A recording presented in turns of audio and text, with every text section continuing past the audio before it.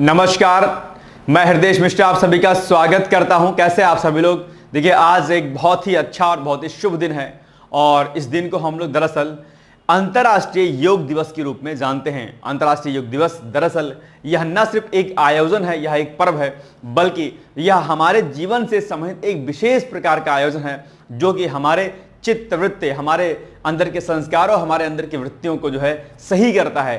तो आज हम लोग अंतर्राष्ट्रीय योग दिवस के बारे में जानकारी प्राप्त करेंगे, लेकिन उसके पहले मैं कोई भी बात आगे कहूं, एक सबसे महत्वपूर्ण बात जहां पर आप लोग गलती बहुत करते हैं। आप सभी लोग अंतर्राष्ट्रीय योग दिवस को अंतर्राष्ट्रीय योगा दिवस या योगा डे बोलते हैं या योग को योगा बोलते हैं। सबसे पहला, अगर आज 21 जून है तो सबसे पहले आज अपने मन से यह गलती सुधार लीजिए कि जहां पर आप प्रयोग योगा शब्द करते हैं, ध्यान रखिएगा, योगा शब्द कोई शब्द नहीं है, कोई वर्ड नहीं है। प्रोनाउंसिएशन में ब्रिटिश इंग्लिश या फिर अमेरिकन लोग जो है योगा बोलते हैं, वो उनकी अपनी अलग प्रकार की इंग्लिश है। हमें योगा नहीं बोलना, योग होता है और वो लोग भी योग ही बोलें। योगा कोई भी शब्द आपके डिक्शनरी में नहीं है, योगा का कोई संधि विच्छेद नहीं होता है, योगा का कोई अर्थ नहीं होता, योग ही सही शब्द है। इसलिए आज अगर अंतर्राष्ट्रीय योग दिवस है, सबसे पहले आप एक गलती सुधारेंगे कि जो आप लोग बार बार योगा कहते हैं, योगा को नहीं कहना है, ठीक है। बहुत सारे पढ़े लिखे लोग बहुत सारी चीजें होती हैं गलती करते हैं, नहीं। जैसे ऐसे कई सारे शब्द हैं, हालांकि जैसे ओम, ओम को आप लोग ऊं लिखते हैं जो कि ओ ऊ में होता है। ऐसे कई सारे शब्द हैं, हालांकि उस पर हम नहीं जाएंगे, लेकिन आज चूंकि आज अंतर्राष्ट्रीय योग दिवस है तो ये गलती आपको सुधारनी है। बाकी आप सभी लोगों को आज अंतर्राष्ट्रीय योग दिवस की शुभकामनाएं हैं। और सबसे बड़ी बात है कि भारत के तत्वाधान में, भारत के लीडिंग पावर होने की वजह से ही दरअसल इस योग दिवस को अंतर्राष्ट्रीय योग दिवस के रूप में मनाए जाने की शुरुआत की गई है। आप इसके पृष्ठभूमि की अगर बात करेंगे तो आप जानते होंगे 2011-12 में काफी ज्यादा इसके लिए प्रयास किए गए थे, लेकिन वो चीजें संभव नहीं हो पाई। उसके बाद वर्ष 2014 में प्रधानमंत्री श्री नरेंद्र मोदी जी के द्वारा संयुक्त राष्ट्र में इसकी जो है बात रखी गई कि भाई ऐसा होना चाहिए।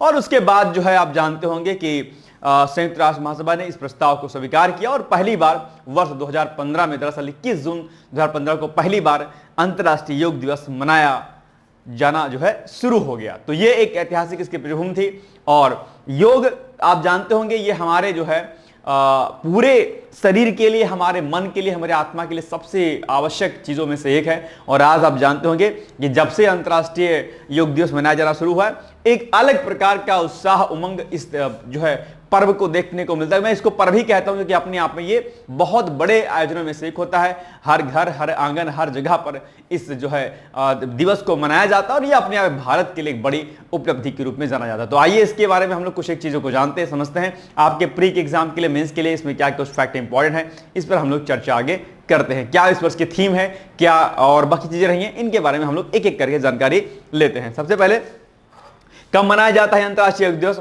तो 21 जून को दरअसल प्रतिवर्ष विश्व योग दिवस या फिर अंतर्राष्ट्रीय योग दिवस के रूप में मनाया जाता है। सबसे इंपॉर्टेंट चीज जो आपके एग्जाम के लिए महत्वपूर्ण हो जाती है कि दरअसल हर वर्ष एक नई थीम का निर्धारण होता है। तो अगर आपसे कोई कहे कि सर 2025 की थीम अर्थात 2025 योग दिवस की जो थीम है वो क्या है, यहां पर आपके सामने लिखा गया है।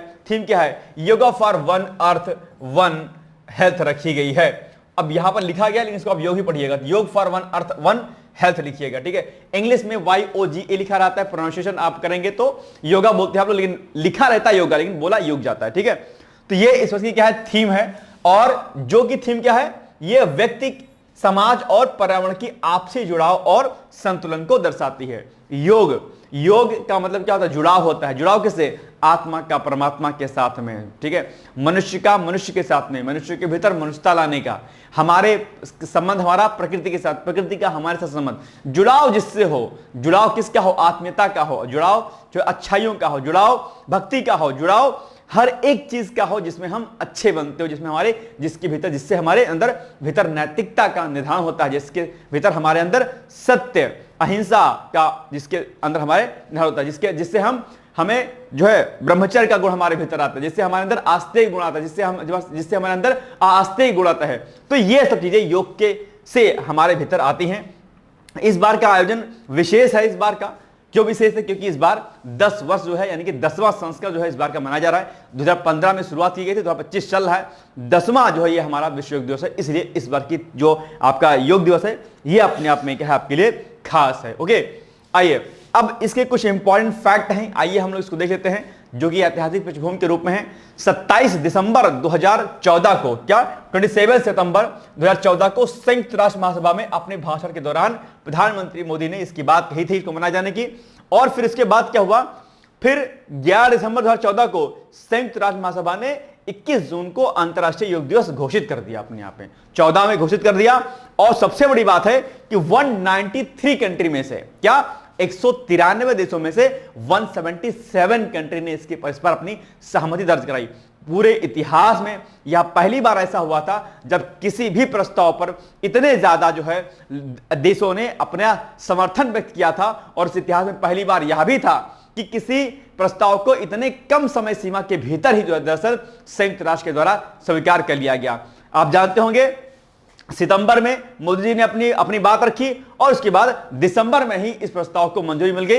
ये इतिहास में सबसे पहली बार ऐसा हुआ था कि किसी चीज को इतना ज्यादा प्रमोट किया गया, राइट। इसके अलावा और आगे हम बढ़ते हैं आगे। तो पहले योग दिवस की बात करें तो मैंने बताया आपको कि पहली बार 21 जून 2015 को मनाया गया था।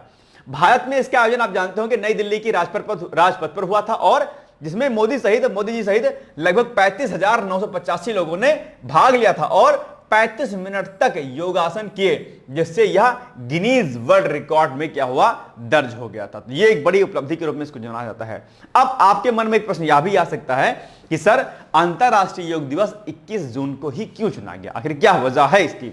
तो अंतरराष्ट्रीय योग दिवस 21 जून को मनाने जाने का सबसे बड़ा जो कारण है वो क्या है, इस दिन सबसे बड़े दिन के रूप में हम इसको जानते हैं। इस वर्ष यह वर्ष सबसे लंबा दिन यानी कि ग्रीष्म संक्रांति के नाम से इसको जानते हैं और योग के दृष्टिकोण से यह विशेष रूप से महत्वपूर्ण माना जाता है। जैसे कि आयुर्वेद दिवस भी जो है जो तिथि तय की गई 23 सितंबर वाली, वो भी कुछ इसी प्रकार से है, ठीक है, जिसको हम लोग शीत जो उसके नाम से जानते हैं, शीतानंद के नाम से। चलिए अब इसमें 2-3 चीजें और मैं आपको अच्छी बताता हूं कि योग जो होता है, ठीक है, योग का मतलब सिर्फ इतना ही नहीं होता है कि आप फिजिकल एक्टिविटीज करते हैं, आप जो है सूर्य नमस्कार कर लिया, आपने भुजंगासन कर लिया, आपने बटरफ्लाई कर लिया, सिर्फ योग इतना ही नहीं होता है। योग जो आप फिजिकल एक्टिविटीज देखते हैं, ठीक है, वो हो गया हमारा, लेकिन इसके अलावा इंटरनल ऑर्गन्स को सही करने के लिए हमारे भीतर हमको क्या करना चाहिए, हमको प्राणायाम करना चाहिए। प्राणायाम के अंतर्गत जो है आपका कपालभाति, भस्त्रिका, उज्जाई, उद्गीत आता है और इस सभी को समझने के लिए अष्टांगिक मार्ग का प्रतिपादन किया गया था। महर्षि पतंजलि ने, आप जानते होंगे, योग के जो है प्रणेता जो माने जाते हैं अष्टांगिक योग के, और उन्होंने ही जो है क्या किया, उन्होंने ही क्या कहा, वेद में एक श्लोक आता है योगा चित्तवृत्ति निरोधा के रूप में इसको परिभाषित किया। उन्होंने योग सूत्र नाम से योग सूत्रों का एक संकलन किया जिसमें उन्होंने पूर्ण कल्याण तथा शारीरिक, मानसिक और आत्मिक शुद्धि के लिए अष्टांग योग अर्थात 8 अंगों वाले योग का एक मार्ग प्रशस्त किया। अष्टांग योग के प्रणेता कौन है, महर्षि पतंजलि हैं। आपकी परीक्षा में कई बार पूछा गया है, जिसमें 8 नियम क्या आएंगे, यम, नियम, आसन, प्राणायाम, प्रत्याहार, धारणा, ध्यान और समाधि। यह 8 मार्ग हैं अपने जीवन के।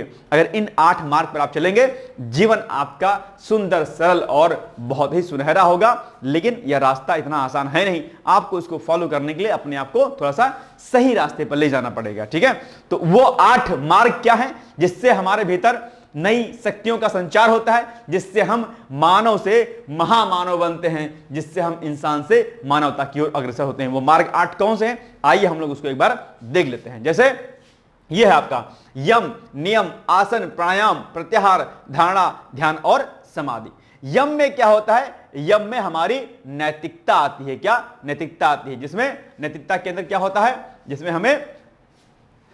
हमें अहिंसा, ठीक है, सत्य, आस्तेय, ब्रह्मचर्य, अपरिग्रह जैसे गुणों का हमें समावेशन करना होता है, ठीक है। यानी कि हमें नैतिकता का जो मूल पाठ है वो हमारे भीतर इस यम के नियम के अंतर्गत आता है। नियम की अगर बात करें, इसमें अनुशासन होता है। क्या अनुशासन आता है, इस अनुशासन के अंतर्गत आप जानते होंगे, चाहे वो आपका जो है प्राणिधान हो, आपका चाहे वो शौच हो, चाहे वो आपका कुछ अन्य चीज हो, ये 4-5 चीजें जो है इसमें नियम के अंतर्गत आती हैं। यानी कि इसमें हमारे भीतर क्या आएगा, अनुशासन आएगा। क्या आएगा, अनुशासन आएगा। ध्यान रखिएगा, व्यक्ति के भीतर अगर अनुशासन नहीं है, अगर वो अनुशासित व्यक्ति नहीं है, तो जीवन में कभी भी आगे बढ़ नहीं सकता। अगर आप विद्यार्थी हैं तो आपके भीतर इस नियम का पालन होना चाहिए। इस यम और नियम का 2 चीजों का तो आपके भीतर होना आवश्यक है। यम के अंतर्गत आपको सत्य बोलना है, आपको अहिंसा के मार्ग पर चलना है, आपको ब्रह्मचर्य का पालन करना है, आपको यह सब कुछ में करना है। नियम के अंतर्गत आपके भीतर अनुशासन होना चाहिए, खाने का, पीने का, बैठने का, साफ सफाई का, ईश्वर की भक्ति का, यह सब आपके भीतर होना चाहिए। ठीक है। आसन, आसन में क्या होता है? आसन शारीरिक रूप से आपके लिए बहुत जरूरी होता है, फिजिकल एक्टिविटीज आपके भीतर होते हैं, आसन के द्वारा आप जो है मजबूत स्थिति में होते हैं। प्राणायाम, प्राणायाम के भीतर जो है आपका, जो आप योग करते हैं ना, इसमें आपका कपालभाति आ गया, भस्त्रिका आ गया, उज्जाई आ गया, उद्गीत आ गया, ये सब होता है प्राणायाम से। प्राणायाम क्या है? सांसों का खेल है, सांसों पर कंट्रोल करना, जिससे हमारे इंटरनल जो हमारी बॉडी होते हैं, चाहे हमारा लंग्स हो, किडनी हो, हमारा इंटेस्टाइन हो, ठीक है, जो भी हमारे बॉडी पार्ट होते हैं अंदर के होते हैं, उनमें शुद्धता आती है। सारा खेल किसका? सांसों का है, वायु का है। हम क्या है? हमारा पूरा शरीर वायु पर ही तो डिपेंडेंट है।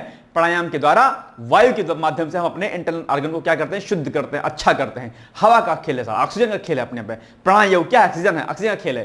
तो इसमें हम लोग कपालभाति करते हैं, उज्जाई करते हैं, उद्गीत करते हैं, है ना, भ्रामरी करते हैं, ये सब क्या करते हैं? प्राणायाम के अंतर्गत आता है। यानी कि इसमें यह क्या है? जीवनी शक्ति के रूप में इसको जाना जाता है। यानी कि अगर आपको जीवन को आगे बढ़ाना है, मजबूत करना है, तो प्राणायाम को जो आपके जीवन में फॉलो करना पड़ेगा अपने आप को। ठीक है। इसके अलावा क्या आता है? प्रत्याहार आएगा। प्रत्याहार में इंद्रिय संयम होता है, जो कि सबसे आवश्यक होता है। हम अपने इंद्रियों पर संयम नहीं करते हैं। हमारे भीतर 5 ज्ञानेंद्रियां पाई जाती हैं, आप जानते होंगे। हमें अपनी इंद्रियों पर कंट्रोल करना होगा। मन भागता है, मन को क्या करना है? कंट्रोल करना है। कभी मन करता है यार इस परीक्षा की तैयारी कर लें, कभी इंस्टा चलाने का मन करने लग जाता है, कभी कुछ करने का मन लग जाता है। यह सब नहीं करना है। इंद्रिय संयम ही क्या कहलाएगा? आपका जो है प्रत्याहार कहलाएगा। इसलिए आपको यहां पर ध्यान देना है। धारणा, धारणा सबसे आवश्यक है। धारणा का मतलब क्या? जो है एक तरीके से धारणा का मतलब क्या हो जाएगा? धारणा का मतलब जाएगा एकाग्रता। यानी कि जब आप पढ़ाई करने बैठते हो तो आपके भीतर एकाग्रता नहीं आती, कंसंट्रेशन नहीं आता एक तरीके से आपके भीतर।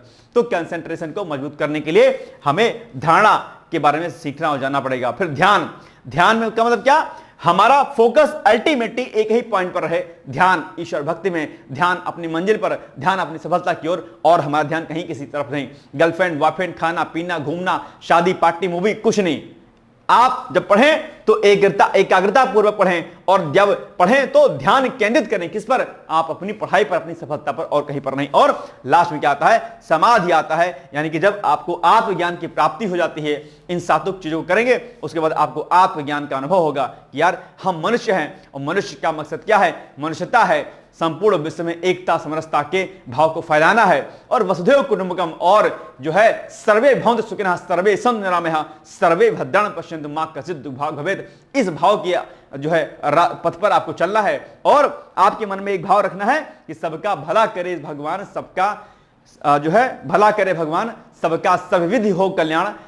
ये सुना होगा आपने शायद लाइन, है ना। इसको ऐसे बोलते कि हे नाथ, क्या? हे नाथ सब सुखी हो, कोई ना हो दुखारी, सब हो निरोग भगवान, धन धान के भंडारी, सब भद्र भाव देखें, सन्मार्ग के पथिक हो, भूखा ना कोई सोवे, सृष्टि में प्राणधारी, भूखा ना कोई सोवे, सृष्टि में प्राणधारी। यह भाव आपके भीतर जो है इनसे होना चाहिए। तो ये यहां पर इसके बारे में लिखा गया है, आप पढ़ सकते हैं इसको, और यहां पर इसको इमेज के माध्यम से इसको यहां पर समझाया गया है। ठीक है। यहां पर जो है आपके सामने yoga for one earth one earth, इसकी थीम भी यहां पर मेंशन है। ओके। तो ये योग के बारे में मैंने थोड़ा सा आपको शॉर्ट फॉर्म में बता दिया है। अब चूंकि संयुक्त राष्ट्र महासभा ने योग को जो है अंतर्राष्ट्रीय योग दिवस के रूप में जो है नियमित किया, तो हम लोग उसके बारे में थोड़ा सा पढ़ लेते हैं कि भाई संयुक्त राष्ट्र महासभा क्या है।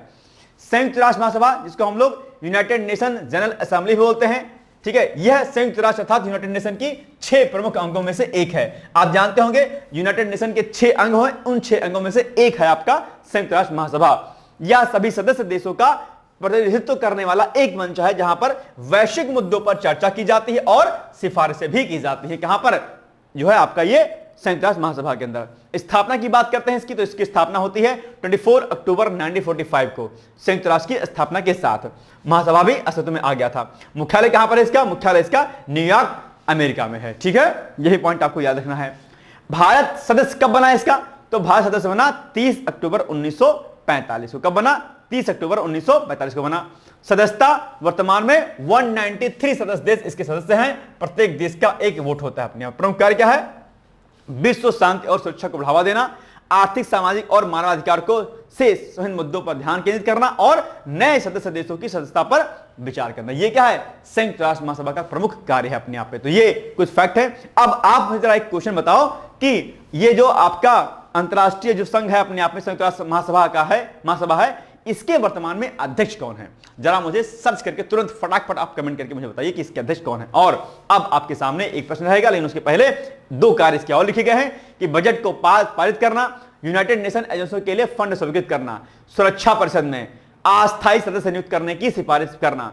सुरक्षा परिषद जिसको हम क्या बोलते हैं? यूनाइटेड नेशन सिक्योरिटी काउंसिल बोलते हैं, संयुक्त राष्ट्र सुरक्षा परिषद, जिसमें 5 अस्थायी मेंबर होते हैं। पता है ना आपको? इस सुरक्षा परिषद में कितने मेंबर होते हैं? 5 जो है अस्थायी मेंबर होते हैं, जिसमें इंडिया को भी शामिल किए जाने की बात कही जा रही है। लेकिन वीटो पावर के कारण, चाइना के वीटो के पावर के कारण भारत अभी तक अस्थायी सदस्यता जो है इस यूनाइटेड नेशन सिक्योरिटी काउंसिल में नहीं मिल पाई है। लेकिन जल्द ही भगवान चाहेंगे, ईश्वर चाहेंगे तो जल्दी से भारत को इसकी अस्थायी सदस्यता मिल जाएगी। तो ये इसके क्या है? प्रमुख कार्य हैं जो कि मैंने आपको बताया। अब आपके सामने एक छोटा सा प्रश्न है, आप बताइएगा कि वर्ष 2025 में अंतरराष्ट्रीय योग दिवस का कौन सा संस्करण मनाया गया? 8वां, 5वां, 7वां या फिर 10वां? जल्दी से आप लोग कमेंट करके मुझे बताइएगा। बाकी अपने जीवन में योग को फॉलो करिए और आगे बढ़िए। योग से आपके भीतर नए नए प्रकार की चीजें आपको देखने को मिलेंगी और जीवन में अगर आपको सफलता अर्जित करनी है, जीवन में अगर आपको आगे बढ़ना है, तो योग को आपको अपने जीवन में जरूर फॉलो करने पड़ेगा। इस बात को आप लोग विशेष तौर पर ध्यान रखिएगा, ठीक है? तो मेरी तरफ से आप सभी लोगों को एक बार पुनः से अंतरराष्ट्रीय योग दिवस की शुभकामनाएं हैं। आज से ही योग को फॉलो कर लीजिएगा और आज से ही एक बड़ा मन लीजिए, संकल्प लीजिए अपने मन में कि हमें दैनिक रूप से प्रातःकालीन जो है उठना है, प्रातःकाल, और अपने भीतर योग शब्द को जो है क्या करना है? समाहित करना है और अपने जीवन को एक नए तरफ ले जाना है, यानी कि सफलता से महानता की ओर। आप सफल होइए लेकिन महान भी बनिए, ये अभाव आपके भीतर होना चाहिए। एक बार पुनः आप सभी लोगों को अंतरराष्ट्रीय योग दिवस की बहुत सारी शुभकामनाएं हैं and all the best for your bright future. Thank you. दोस्तों, क्या आप पीसीएस अधिकारी बनना चाहते हैं? यदि हाँ, तो डिकोड एग्जाम लेकर आया है यूपी पीसीएस फाउंडेशन कोर्स 2025।